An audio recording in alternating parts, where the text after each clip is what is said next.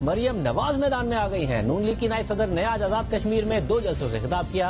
वज़ीर आज़म इमरान खान और उनकी हुकूमत पर मरियम नवाज ने तनकीद की और मरियम नवाज ने वाज़ेह किया कि नून लीग अब वो जमात नहीं रही, हमें हलक से चोरी शुदा सीटें निकलवाने का हुनर आ गया है। जो लोग कश्मीर को चोरी करने के लिए कश्मीरियों के वोट पर नजरें लगाकर बैठे हैं, कान खोल कर सुन लो कि मुस्लिम लीग नून अब वो मुस्लिम लीग नून नहीं रही। मुस्लिम लीग नून को तुम्हारे हल्क से चोरी शुदा सीटें निकलवाने का हुनर आ गया है। आजाद कश्मीर, मुस्लिम लीग नून और आपके साथ मरियम नवाज शरीफ आखिर तक तुम्हारा पीछा करेगी इंशाअल्लाह। मरियम नवाज ने यह भी कहा कि जिसने 2018 में आरटीएस बिठाकर इलेक्शन चोरी किया, उसे आज भी इलेक्शन चोरी करने की जरूरत पड़ रही है। जिसने 2018 में आरटीएस बिठाकर रातों रात अवाम का इलेक्शन चोरी कर लिया, आज 3 साल के बाद भी उसको इलेक्शन चोरी करने की जरूरत पेश आ रही है। नवाज शरीफ की आवाज को टीवी पर बंद करने की जरूरत पेश आ रही है। अगर मुस्लिम लीग नून का इलेक्शन जीती, कश्मीर का चोरी करने की कोशिश की, तो आप अगर बैठेंगे शाहराह दस्तूर पे तो मरियम नवाज आपके साथ बैठेगी। धरने का इंदिया दे रही है। मरियम नवाज ने आज आजाद कश्मीर में 2 जलसों से खिताब किया, मगर उन्होंने बिलावल भुट्टो जरदारी की तनकीद का जवाब नहीं दिया, जो मुसलसल इसी कैंपेन में नून लीग और तहरीक इंसाफ दोनों पर साथ साथ नून लीग को भी निशाने पर लिया। आपने बल्ला को भगाना है और दूसरों को भी भगाना है। अब पता नहीं मैं दूसरों के बारे में क्या कहूँ, एतराज ना करें। हम चाहते हैं कि वो ऑपोजिशन करें, हम भी ऑपोजिशन करें और हम इस मुसीबत को, इस तब्दीली को, इस तब्दीली की हुकूमत को भगा सकें। मगर हम चाहते हैं कि वो जरा शहर बने, बिल्ली का जमात ना हो, वो शहरों का जमात हो। बिल्ली बात जाता है, शहर अपने अवाम के दरमियान रहकर मुकाबला करे। सीनियर साहब तो वड़ाई साहब मौजूद है। वड़ाई साहब बहुत शुक्रिया। वड़ाई साहब, ये कयास आराइयाँ हो रही थी कि मरियम नवाज अब बिल्कुल पीछे रहेंगी, शहबाज शरीफ साहब नहीं चाहते कि वो कैंपेन को लीड करें या आगे रहें, और इसी हवाले से उन्होंने नवाज शरीफ को भी कम्युनिकेट किया है। मगर आज़ाद कश्मीर के इलेक्शन में मरियम नवाज फाइनली और अग्रेसिव नजर आई, डायरेक्टली खान साहब पर और इनडायरेक्टली मुख्तलिफ जगहों पर वो अटैक करती नजर आई। आपको लग रहा है कि सिर्फ इलेक्शन की हद तक है, या वो फ़र्क बता रही हैं कि जब मैं लीड करती हूँ तो क्या होता है, जब शहबाज शरीफ साहब लीड करते हैं तो क्या होता है?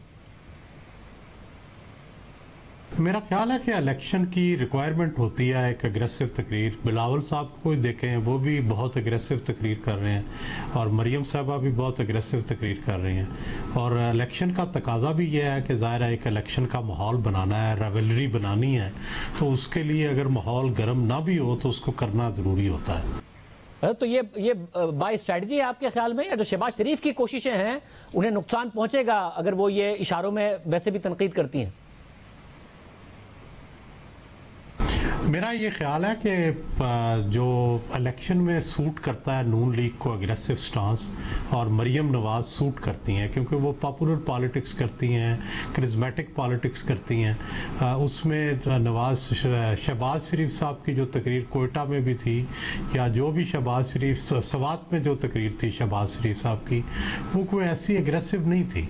जबकि मरियम जब भी जहाँ भी जाएँ, ज़ाहिर है वो एक अग्रेसिव स्टांस लेती हैं और उसमें आवाम में फॉलोइंग भी है, वर्करों में भी उसका एक तासुर जाता है।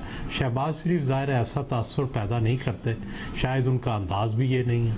मतलब अगर इलेक्शन कैंपेन में मरियम नवाज का जो स्टाइल और स्टांस है वो सूट करता है, तो शहबाज शरीफ साहब अगर चाहते हैं कि अगले इलेक्शन तक वो लीड करें, तो क्या वो मोबिलाइज कर पाएंगे क्राउड को उस तरीके से अगर वो अपने स्टांस से चलते हैं?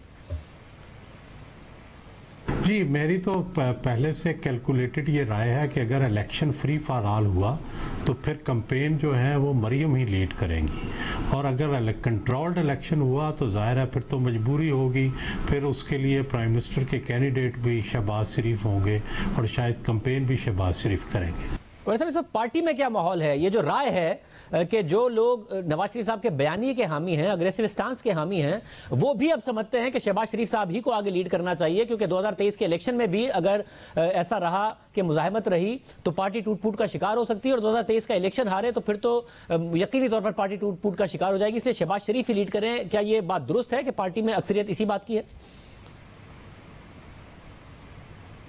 मेरा ख्याल है कि कन्फ्यूजन है दोनों धड़ों के अंदर।